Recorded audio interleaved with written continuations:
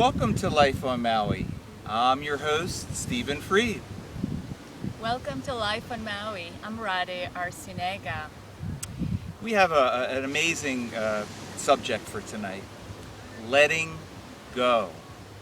And this woman, Radhe, is the best example that I've met, one of the best examples of letting go.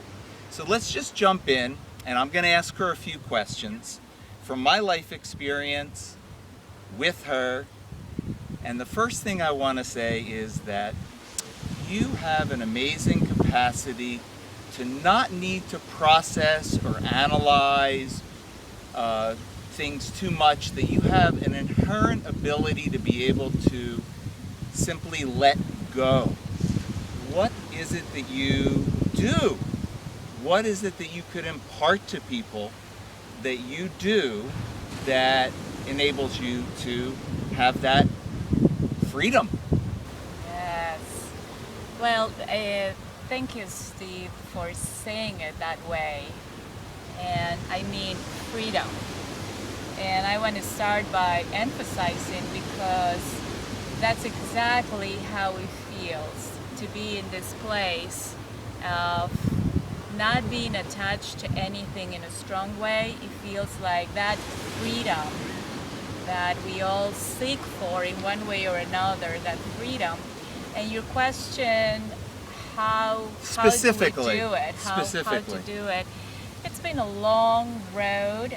Many of us are engaged in meditation, and my simple answer would be it's only because of all the years of meditation and self-cultivation that I can live from this place of not attaching emotions, thoughts, analysis, or any kind of process in a very heavy way, and allowing me to possess me and to paint the world for me as if I had no will. Well, I just want to say, just because the sun is setting beautifully over the ocean as we look there, and I want to say, many of us meditate. Yes. Many of us meditate. Speak very specifically about what this is for you as far as meditation and letting go. At first, meditation is just an exercise that happens in that space where we isolate ourselves and we begin to look at the way our mind works.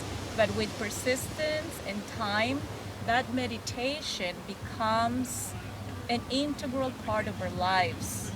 And it begins to happen on its own. Sometimes you need to put an effort. And the way it happens is that, just like in meditation you have a thought, you have a feeling, you don't judge it. It could be something pathetic or it could be something exciting. And you just watch it. You don't really engage. And then it comes a time when we live, a time when you're not meditating, and a similar emotion or a thought comes to you, but now that space, that detachment is become alive. It's no longer a meditation practice. Now it's here. And so when you say to me something that pushes a button on me, or something that's extremely exciting, I can see the space, I can feel the space, and not be possessed by it, and not hold on to it. I could just allow it to hang around as part of the atmosphere, and there's a choice making. Do I want to embrace it, or do I want to fully let go? And that's where the freedom comes. But it's a practice. It's a practice. It's a cultivation. It's a cultivation. This is a favorite word of Radhe's, a cultivation. And I think it's a very beautiful word to describe this, because I feel like what you've done is you've cultivated a letting go in your meditation. And so a separation between your thoughts, your emotions, and who you really are. And so that in daily life, when these things come up, you can feel a space, and it's very real for you. It is. And I want to bring into something else that's very real, and that is this other part that I've experienced with you that I'm very inspired by. It has to do with, in your words, you talk about your body and you say, it's not my responsibility. It's not my problem. It's not my problem. Yeah. My body can take care of itself. It has its Can wisdom. heal itself. It has its wisdom. So when I met you, you had a tumor in your breast, which you no longer have. Yes. And I feel like it's directly attributable to this state of mind and being. So would you talk about that? Yes. Identifying with the body is another cultivation. It goes along the same thing of not identifying with thoughts, not identifying with feelings.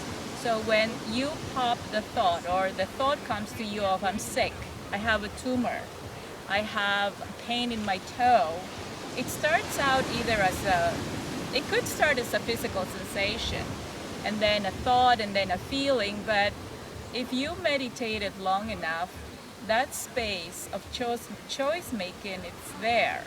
And you can just say, well, that's not my problem. Really, it's not my problem. And also believing that the body has its own wisdom to heal itself. This is where my science background also helps. She has a degree in chemistry.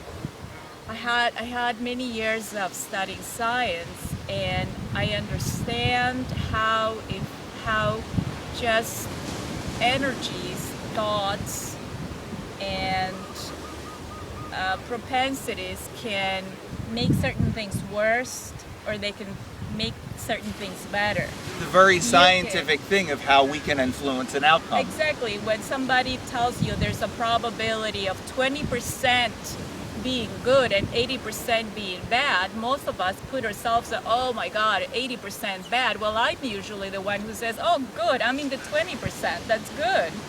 So you start see, out that's that it right way. there. That's it So right there. you immediately go into, I'm in that 20% that's going to, my path, that's going to do well. And the second thing is, I truly believe that the body has all the intelligence, all the DNA has the intelligence to repair itself, to heal itself, and it's not my problem. That's exactly it. It is a full release. It's not my problem. And I get from you that it is full. Body, mind, everything. It's not my problem. It's not my problem. Yeah. So the sun is right on the horizon right now. Look at how beautiful it is. We're here at the park above Charlie Young Beach. And while we could talk a long time on this subject, I think this is perfect for today. Yes, and before we end the show, for those of you who are just starting to meditate, or those of you who are in the middle or towards the end, and I can't define where I am, but I could definitely appreciate the freedom of living from this place. So with that said, I really like to encourage you to continue the path. It does work. Yes, and she's an inspiration to me, and I've been meditating a long time.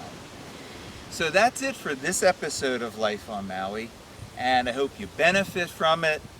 I certainly do, and thank you for joining in this beautiful conversation, Radhe. And until next time, aloha. Aloha.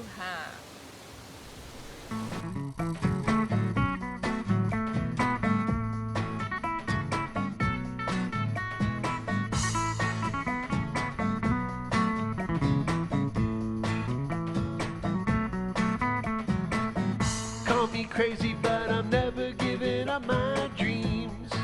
No matter how far away they seem, maybe crazy is the secret to my mad success. One by one.